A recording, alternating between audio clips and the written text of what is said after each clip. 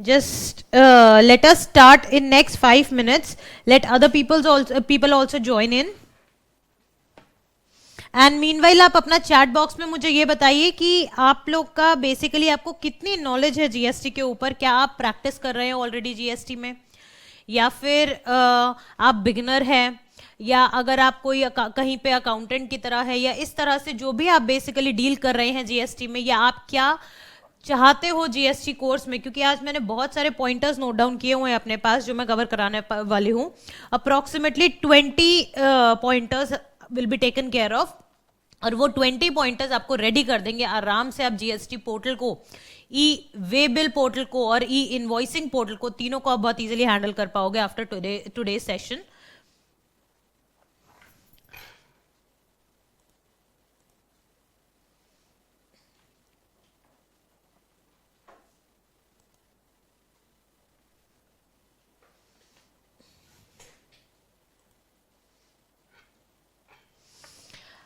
अच्छा, राकेश जी कह रहे हैं कि अच्छा I am filing 13B, need to understand about e invoicing 99C. Okay ठीक है.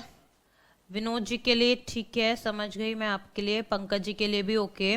Very good morning Amrita. Perfect. See अगर आप बिगनर हो तो भी आप तो आपको एनी विच वेज बहुत सारे वैल्यू एडिशन मिलने वाले हैं, और अगर आप ऑलरेडी प्रैक्टिस कर रहे हो ना तो भी आपको बहुत सारे वैल्यू एडिशन मिलने वाले हैं. हम सबसे पहले ना आज सेशन में ये डिस्कस करने वाले हैं कि क्या क्या हम लोग डिस्कस करेंगे आज के सेशन में. वो 20 पॉइंटर्स मैं आपको बताऊंगी, और फिर उसके बाद हम लोग अपने आज के सेशन में कंटेंट वाइज हम लोग मूव करेंगे उसके अकॉर्डिंगली. ठीक है. So all those who have joined in right now, I request you कि आप एक बारी मुझे बताइए कि आप बिगनर लेवल हैं, या आपने कुछ कर रखा है ऑलरेडी जीएसटी में, या जीएसटी में आप अकाउंटेंट है, प्रैक्टिस कर रहे हैं, या कैसे है, ताकि accordingly I will be giving you inputs. No doubt जो मेरा कंटेंट है वो तो रहेगा ही, और डाउट्स जो आपको प्रैक्टिकली अगर आप कर रहे हो वो भी सारे हम लोग सेशन के लास्ट में रिजॉल्व करने वाले हैं. ओके अच्छा, एक ना before starting with the session there is a question कि I want to register myself as GST practitioner. क्योंकि मैंने बहुत बारी अपने चैनल पे वीडियोस डाले हैं जीएसटी प्रैक्टिशनर को लेके, तो बहुत सारे लोग ऐसे हैं जो जीएसटी प्रैक्टिशनर बनना चाहते हैं. तो प्रैक्टिशनर के लिए क्या करना चाहिए, तो सबसे पहले मैं आपको चलो दिखाई देती हूँ कि प्रैक्टिशनर के लिए आपको कैसे जाना है. Because now since we are together now for next approximately 4 hours, and don't worry मैं आपको बीच में ब्रेक भी दूंगी. देखिए यहाँ पे देखिए, जैसे आप जीएसटी की वेबसाइट पे जाओगे ना, ये देखो आपको दिखेगा जीएसटी प्रैक्टिशनर.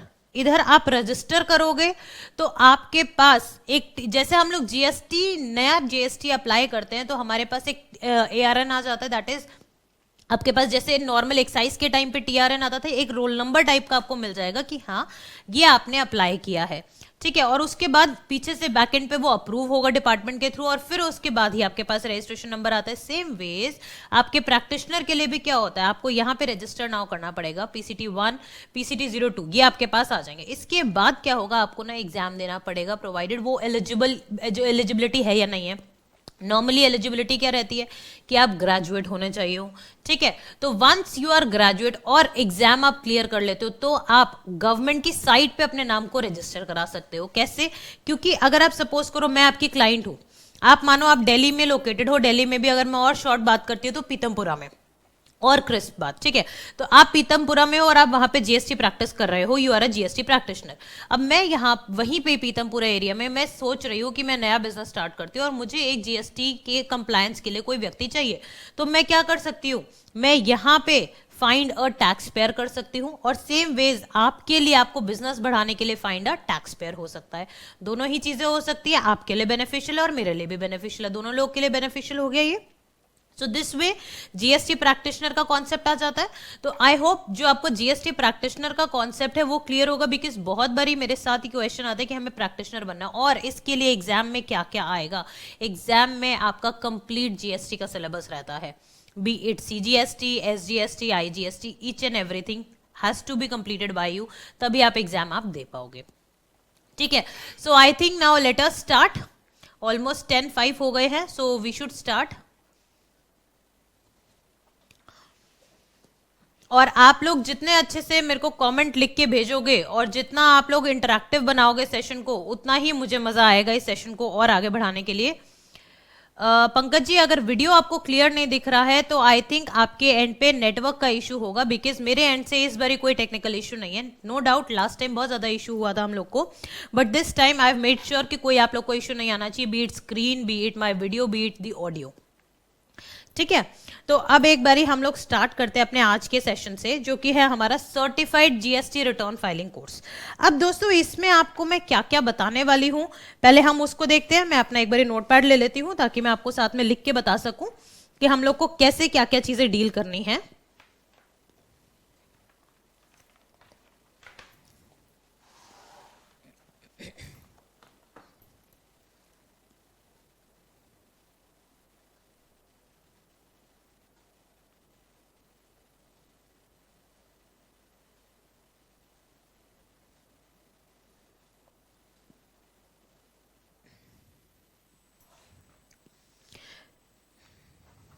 देखिए, अब हम लोग को कैसे जाना है, सबसे पहले तो हम लोग समझेंगे कि आज हम लोग को क्या क्या कवर करना है। आज हमें कवर करना है जीएसटी पोर्टल को कंप्लीटली, पोर्टल आपका कैसे काम करता है और कैसे काम नहीं करता है। ठीक है, दैट मीन्स जीएसटी आपके पास आ जाएगा, जीएसटी पोर्टल,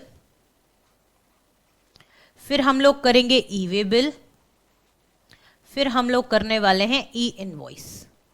ठीक है, ये चीजें हम लोग कवर करने वाले हैं आज। और अब जीएसटी पोर्टल में ये मत समझना मैं आपको नॉर्मली सिर्फ आपको ये बताऊंगी कि 1 3B कैसे होना है। उसमें भी 1 3B में भी जो हमारे बहुत सारे मिस्टेक्स है, प्रैक्टिकली जो इश्यूज आते हैं, वो सबको हम लोग आज डील करने वाले हैं। एंड अगर आपको कोई डाउट भी आता है ना, तो आप साइड बाय साइड टाइप कर सकते हो, because I can see all your chats, और अकॉर्डिंगली मैं हैंड टू हैंड आपके डाउट्स भी क्लियर करते चलूंगी।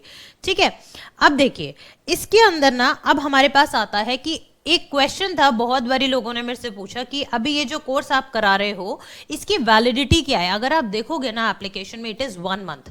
दैट मीन्स अगर मैं आज की बात करूं, आज हम लोग सेशन ले रहे हैं, आज के बाद 1 महीने तक ये कोर्स वैलिड रहेगा, और इसके रिस्पेक्ट में मैं आपको डेफिनेटली एक सर्टिफिकेट दूंगी कि हाँ आपने सेशन को अटेंड किया है।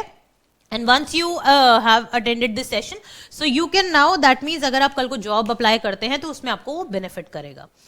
अब दोस्तों एक ये बात आती है कि जीएसटी में मेरे पास बहुत सारे अपडेट्स आते हैं और नोटिस भी बहुत सारे आते हैं। तो आप मुझे बताओ, जब जीएसटी का नोटिस आता है तो आप कैसे वेरीफाई कर सकते हो उसकी जेन्युइननेस, कि हाँ ये नोटिस जेन्युइन है, ये एक्चुअल में डिपार्टमेंट ने इशू किया है, ये आपके ऊपर फ्रॉड नहीं है। आप ये बताओ, आपके चैट बॉक्स में जितने ज्यादा कमेंट्स आते जाएंगे, जितना आप इंटरेक्टिव करोगे ना, उतने ज्यादा मैं और वैल्यू एडिशन दूंगी, apart from the ones which I have mentioned in the PPT. आप मुझे बताओ कि अगर हम लोग नॉर्मली नोटिस सर्व आता है हम पे, सपोज करो जीएसटी डिपार्टमेंट ने मेरे पे नोटिस दिया है कोई भी रिस्पेक्ट में कि मेरा इनपुट गलत है, मेरा आउटपुट लायबिलिटी कम रिफ्लेक्ट कर रखा है इस तरह से, तो मैं कैसे ये चेक कर सकती हूँ कि एक्चुअल में मेरा इनपुट सही नहीं है। अच्छा, राकेश जी कह रहे हैं कि हमारे पोर्टल पे नोटिस आ जाता है, बिल्कुल सही कह रहे हो, कोई दिक्कत नहीं है। और क्या एक तरीका है जिससे हम लोग ये इंश्योर कर सकते हैं, पहले आप मुझे ये बताओ। राकेश जी ने बहुत सही आंसर दिया है कि हमारे पास आता है, बट इसमें और एक वैल्यू एडिशन है कि आपको कैसे पता चलेगा कि नोटिस जेन्युइन है भी या नहीं है, आप बताओ।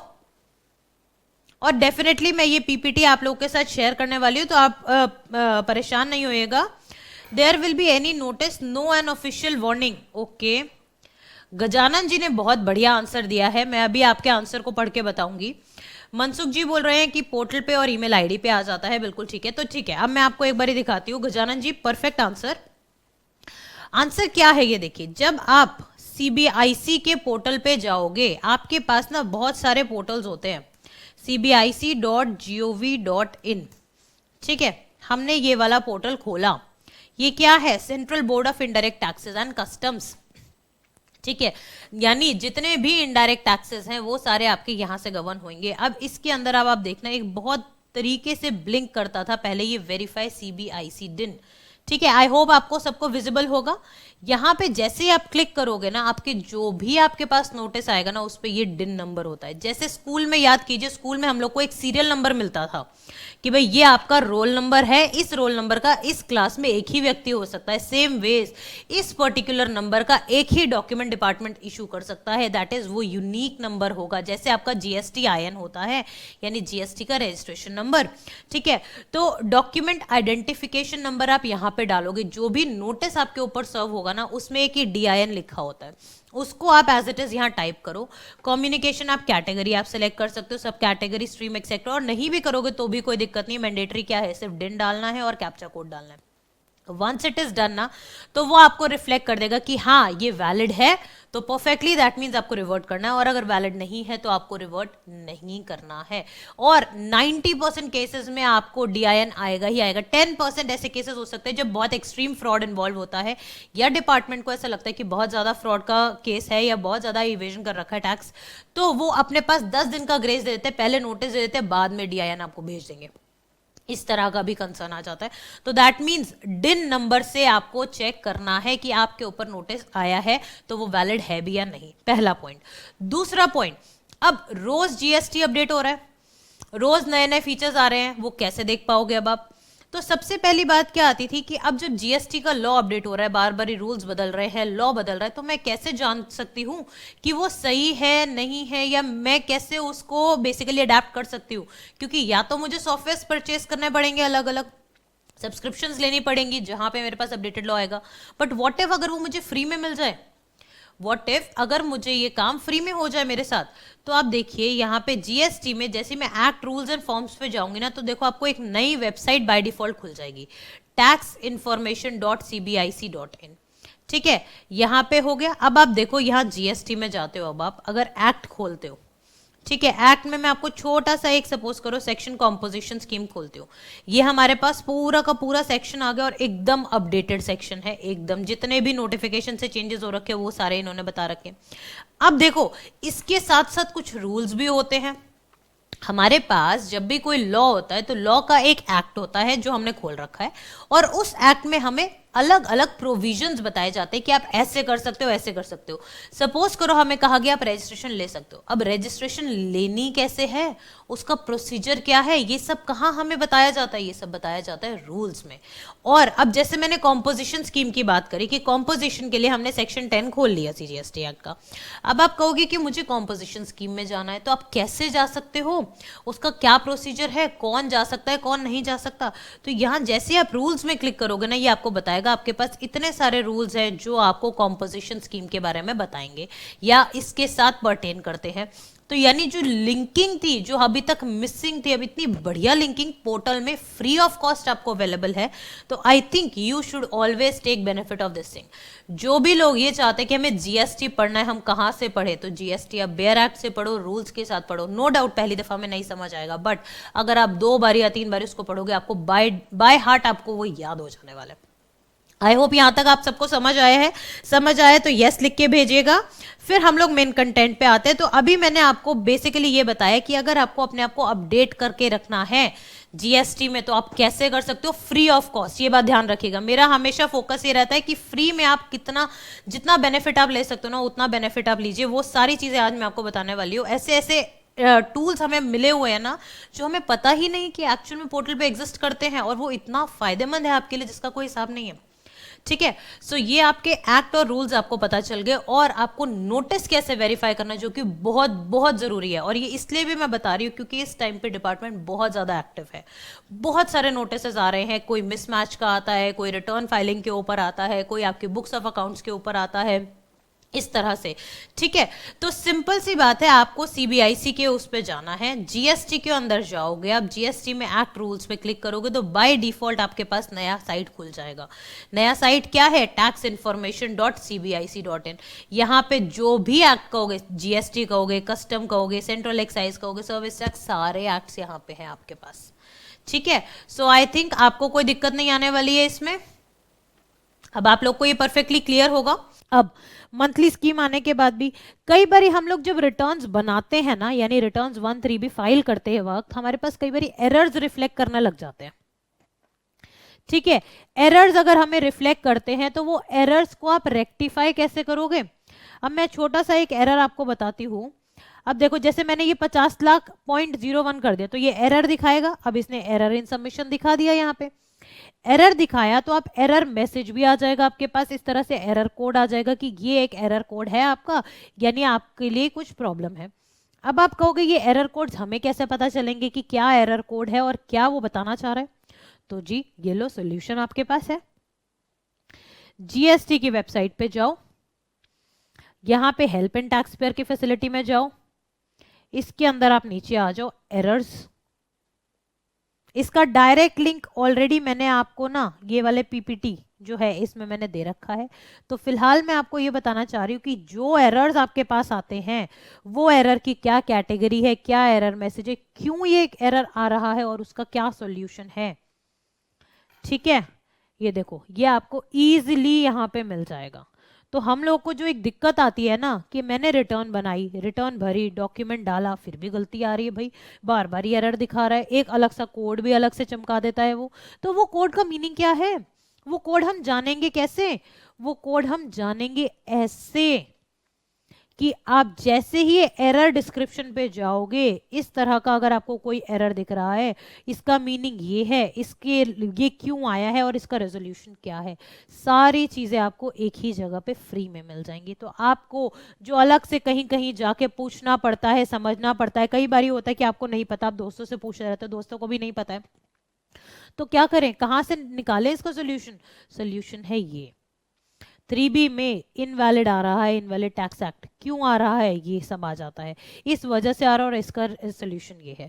आई होप ये फीचर आप लोग के लिए नया होगा और इजीली अब आप एरर्स की जो डिस्क्रिप्शन आती है आप उसको देख सकोगे, उसको समझ सकोगे और उस पर एक्शन लेके आप सही रिटर्न्स फाइल कर पाओगे। इनफैक्ट पोर्टल पे खाली रिटर्न्स ही नहीं, और भी जो डॉक्यूमेंट्स आप फाइल करते हो, अपलोड करते हो, उसमें भी जो एरर्स आते हैं वो सारा एरर डिस्क्रिप्शन आपको यहाँ पे मिल जाएगा। जैसे ही हेल्प सेगमेंट में जाओगे, हेल्प सेगमेंट में जाते ही नीचे एरर रिपोर्ट्स आपको दिखती हैं और एरर रिपोर्ट देखते ही आपको क्लियर यहाँ पे आप ये देख सकते हो। देखो मैं आपको दिखाऊं कितने सारे एरर्स हैं, 9 पेजेस तक, और पर पेज आप देखो रफली 1 2 3 4 5 इंटू 9 यानी 45 एरर्स की कंप्लीट डिस्क्रिप्शन आपको इन्होंने दे रखी है। और इनफैक्ट आपको जहां पे इन्होंने वीडियोस भी बना रखे होंगे वहां पे वीडियो लिंक्स भी दे रखे हैं। सो आई होप अब आपको कभी भी पोर्टल पे कोई एरर अगर आता है तो आप उसको बहुत इजीली टैकल करने वाले, आपको उसमें दिक्कत नहीं आने वाली 1% भी। ठीक है, तो एक तो हम लोग का ये फीचर हो गया। तो अब मैं अब आपको ना फीचर भी साथ साथ कराते जा रही हूँ कि